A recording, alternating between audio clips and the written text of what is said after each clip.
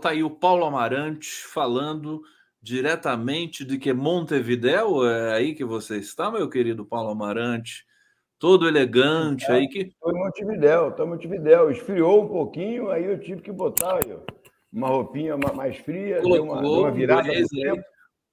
Qual é a Estou aqui. boa de Montevidéu, Amarante? Me conta pra gente o que você Então, foi fazer aí, congresso? não, nós estamos fazendo um seminário já há alguns anos. Eu venho fazendo um seminário aqui em Montevidéu, assim como também na Argentina. Nós estamos unindo esses três países que têm leis de reforma psiquiátrica recente. A primeira foi a do Brasil, a de 2001, né? Depois a da Argentina, 2010, e agora a do Uruguai, 2017, que cada vez as leis são mais definitivas em relação ao fim do modelo manicomial. Então, a lei uruguaia deu um prazo que até 2025 os manicômios sejam fechados aqui e substituídos por outras formas de cuidado, etc. Sabe que a experiência brasileira, apesar de não ter sido totalmente concluída, né, mas fechou mais de 60 mil vagas em manicômios terríveis aqui, e criou projetos, você falava com o Meneghelli, né, projeto de cultura, porque a gente tem que tirar as pessoas dos manicômios, oferecer-lhes tratamento, mas também outras possibilidades de vida, geração de renda, economia solidária, trabalho com arte e cultura, associativismo. E nós estamos, então, elaborando mais um projeto aqui de curso, né, conjunto entre esses três países de formação, de pesquisa. Criamos o Observatório Latino-Americano de Direitos Humanos. Então, estamos nesse processo, consolidando aqui um trabalho com a região, ainda mais agora que Uruguai, né, e Argentina estão com governos conservadores, resistindo a essa mudança que a reforma psiquiátrica propõe, que é de inclusão de toda a diferença, de toda a diversidade. O Lacalle Pou parece até um moderado, se comparado ao Milei, né? Se comparado com o Milei, ele é um moderado, né?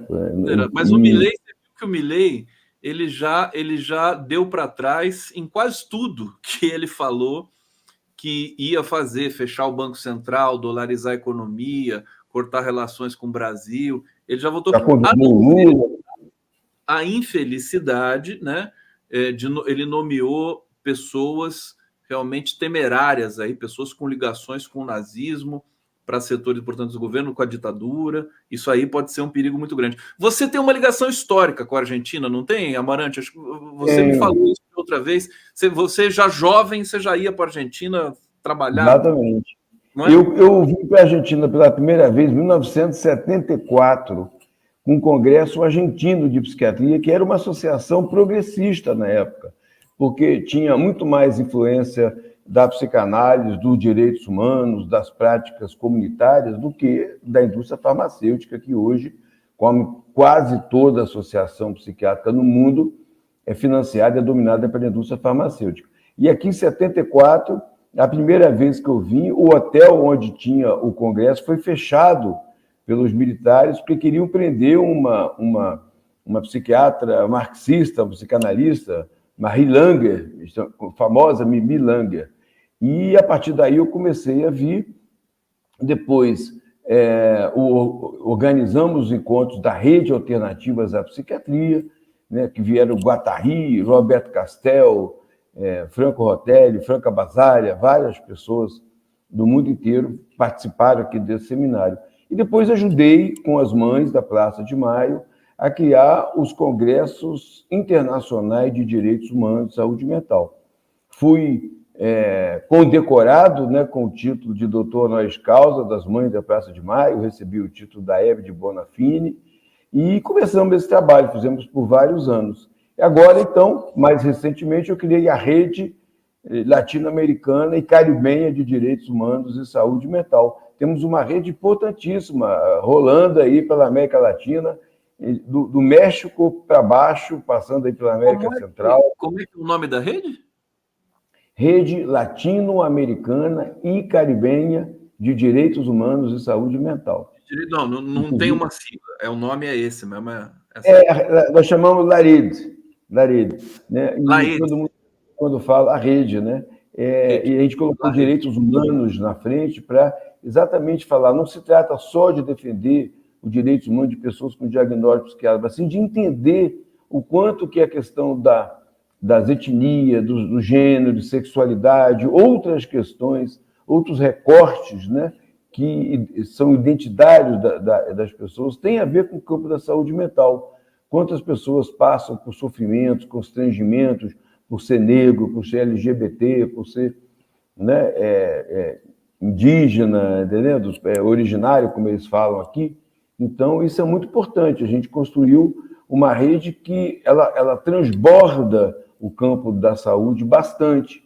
Então, ela discute todos os aspectos das políticas sociais. Isso que é importante, por isso que o Paulo Amarante é uma figura assim, essencial para a gente entender, absorver e combater aí as mazelas do país no que diz respeito à própria política de saúde mental, mas associada com a questão do trabalho, com a questão étnica, né, Amarante, das migrações também, né? A gente acabou de receber os brasileiros e palestinos que estavam em Gaza e eles já começaram a ser atacados aqui nas redes sociais. Quer dizer, acabou essa passagem do Bolsonaro pela presidência acabou deixando esse rastro de fascismo e destruição ainda latente na população brasileira. Você conheceu o Félix Guattari, o Deleuze? Conheci, não, o Deleuze não, o Félix Guattari, conheci. Félix. Eu conheci o Félix Guattari, o Roberto Castel, que eu fui relativamente amigo, o Franco Basaglia, o Franco Rotelli, o Thomas Ais, o Erwin Goffman. Conheci muita gente da história aí, das ciências sociais e políticas que construíram a crítica ao modelo psiquiátrico tradicional, ao manicômio, né? O Guattari vinha muito ao Brasil, o Roberto Castel também. Sim.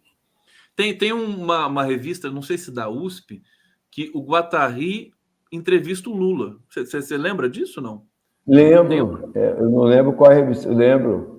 Mas tem esse processo aí, quer dizer, o Lula sempre foi importante para o país, né, o Amarante? Claro, Ele é uma figura que despontou nos anos 80 e mexeu com as bases do país, né, realmente.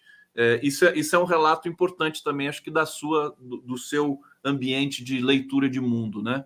A chegada do Lula, né? Claro, não, o Lula representa realmente uma revolução, uma renovação na política, né? Alguém que constrói o seu trabalho, a sua plataforma a partir de um projeto político, de classe, né? Isso é muito importante. Quando a gente fala também aí, estou falando de gênero, de raça, etnia, e não pode esquecer a classe social, né? Que nós temos uma luta que está inserida dentro de uma luta de classes, né? Que é mais radicalizada a violência, onde a pessoa é negra, LGBT, é imigrante, etc. Mas é uma luta de classe. No fundo, né, existem outras, as lutas identitárias trouxeram novas questões, mas não podemos esquecer. E o Lula, claro, representou. Eu me lembro quando eu trabalhava na Itália, eu estava escrevendo, fiz muitos projetos com os italianos. A influência da cultura, da política brasileira é muito grande nos setores progressistas. Eu fui muito amigo do Giovanni Berlinguer, né, que é o irmão do Enrico Berlinguer, o senador italiano, que foi um dos autores do Sistema Único de Saúde italiano, da lei de 80... a Lei 88, né, de 884, de 78, que foi a lei da reforma italiana, que inspirou uma das principais inspirações do SUS aqui no Brasil, que Giovanni vinha fazer. Então, ele tinha uma enorme admiração pelo Lula. No congresso da Associação Brasileira de Saúde Coletiva, que o Lula veio, o Berlinguer se desmanchava, né? Então, todos eles falavam. Eu vou aproveitar essa lembrança do surgimento do Lula na cena nacional e internacional para fazer uma pergunta aqui para o Amarante, mas antes, Amarante, eu quero saber o seguinte: o Milei, né? Vamos falar um pouco da cabeça dessa figura, né? Que que vai assumir ainda, né? Vai tomar posse ainda na Argentina, está montando o Dia governo. 10. Uma figura que a gente poderia chamar de extravagante, que diz conversar espiritualmente com o cachorro falecido, né? Que é uma coisa que a gente acha ridículo, mas que eu acho tão divertido. E aí eu fico me perguntando, será que a esquerda não ficou muito chata? Quer dizer, começa a ter preconceito com essas inserções. É claro, se elas são lúdicas da direita, tudo bem, mas não deixa de ser alguma coisa que a política precisa. Você está me entendendo, Amarante? Quer dizer, Estou essa entendendo. extravagância dele, esse imaginário que ele mobiliza, claro que tem a motosserra, tem as coisas estranhas, mas eu acho que às vezes a esquerda se leva muito a sério e acaba fazendo bloqueios com a demanda simbólica do cidadão, da população. Tá aí uma batata quente para você falar para a gente. Eu acho também. Eu acho que não só um discurso muito, em certo sentido, muito acadêmico, muito duro, muito pouco flexível, né, que percebe muito pouco as diversidades. Fala, mas de uma maneira talvez conservadora sobre a questão da diversidade. E não incorporou, você vê, a questão, por exemplo, você está falando desses comportamentos, né, que se falam muito sobre a loucura, etc. É louco, não é louco? E eu diferencio loucura no sentido de transtorno mental desses comportamentos. Eu acho que eles pegam uma fatia de mercado político, né, que são importantes. E a certa extravagância, um certo desespero. Afinal de contas, a Argentina está com cento e tantos por cento, 180% de inflação. O candidato oficial era o ministro da Economia. Era o Então, alguém racional. que vem... Era o racional que fez e que levou, que para a população é quem teria levado a Argentina à situação que está. Eu ontem passei numa casa de câmbio e fui fazer câmbio de real para peso uruguaio. O peso argentino está valendo 0,01 peso uruguaio. Isso é sinônimo de nada, quer dizer, não tem valor. Eu até achei curioso, porque como é que alguém vai trocar para pegar 0,01, né, em tempo, se fosse um peso só, nem teria essa moeda, né? E teria que trocar muito para pegar uma moeda de 10 pesos. E o senhor da loja disse, é uma forma de eu não trocar. Não, por que eu vou fazer com isso? Então, ele não pode se negar a cambiar, né? Mas, então, eu acho, assim, realmente... Tanto a esquerda, eu acho que o setor progressista, se endureceram muito na intolerância religiosa. Nós não víamos o quanto as igrejas pentecostais estavam capturando demandas sociais, estavam ocupando lugar em muitas comunidades, o lugar do Estado, com apoio social, com assistência, com cuidado, né, com prestação até de serviços, ocupando um lugar simbólico nessa escuta, na escuta. Os serviços de saúde, mesmo de saúde mental, que seriam dedicados à escuta, desaprenderam de escutar. Só escuta os sintomas. E muito rapidamente, numa consulta de 5 minutos, a pessoa sai com um diagnóstico de esquizofrenia e uma medicação, ou várias medicações. Então, a própria psiquiatria tradicional destruiu muito esse lugar da psicanálise, da psicologia, da escuta e de outras formas de escuta que um profissional que trabalha com a população, com a comunidade, tem que ter, de saber aprender os medos, né, as apreensões e, com isso, construir soluções. Acabou que viramos a medicina tradicional, oficial, virou uma medicalizadora, prescritora de medicamentos, e que não consegue entender as pessoas, né? Então, elas estão partindo para outras soluções. Eu acho que na política se vê isso como uma dessas formas. Eu estou me lembrando aqui do programa Mais Médicos, dos médicos cubanos no Brasil, que tinham a característica, eles são treinados para isso, né? De conversar com o paciente, de estar perto, de tocar o paciente, porque os médicos, com toda a vênia possível, brasileiros, eles adquiriram um distanciamento, né? Essa coisa de produzir, de mais consulta, de mais dinheiro e tudo mais, de medicalização, o cara fica distante do paciente, não encosta no paciente e sequer conversa, né? E porque os pacientes, por exemplo, também são humildes, né? Se pegar a classe trabalhadora, e por isso que os médicos cubanos promoveram uma certa revolução aqui no Brasil. Eu me lembro da Dilma falando assim: eu gosto do médico cubano porque ele vem, ele pega em você e tal, te toca e sabe, digamos, conversar e ler o corpo, né, das pessoas. O que você acha dessa? Então, concordo plenamente. E conheci muitos médicos cubanos e conheci uma das experiências, conheci a fundo, mais importante com o médico cubano, que foi a de Tocantins. Né? Durante um período grande, o estado de Tocantins é um estado novo, né, de 88, dessa Constituição. Os médicos não queriam ir para lá, porque era um estado começando. Havia um médico que escrevia para a Folha de São Paulo, foi uma grande liderança nos anos 70, Carlos Gentili de Mello, e ele dizia: onde não tem banco, não tem médico.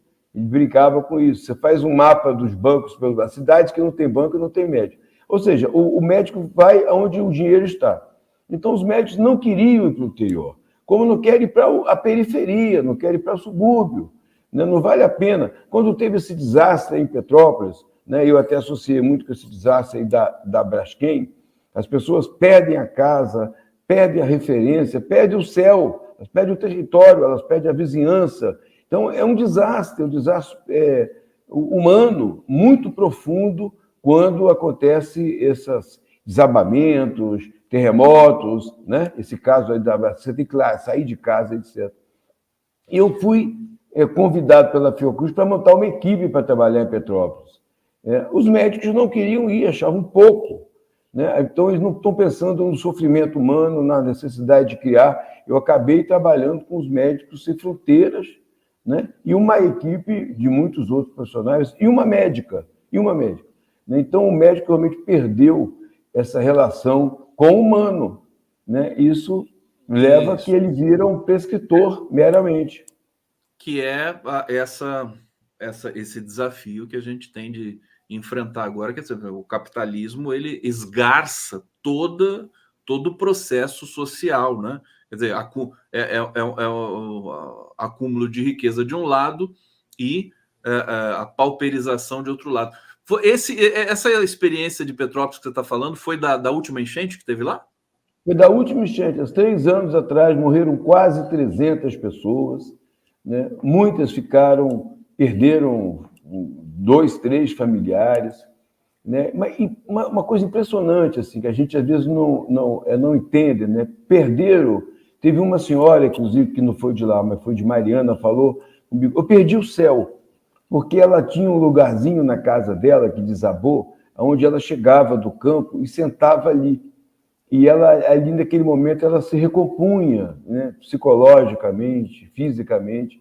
Ela perdeu esse lugar. Então, ela perdeu pessoas, ela sentia falta, mas ela referia muito mais à perda do céu, essa possibilidade. Então, isso é como uma referência, as pessoas perdem o seu referencial de vida humano com o território.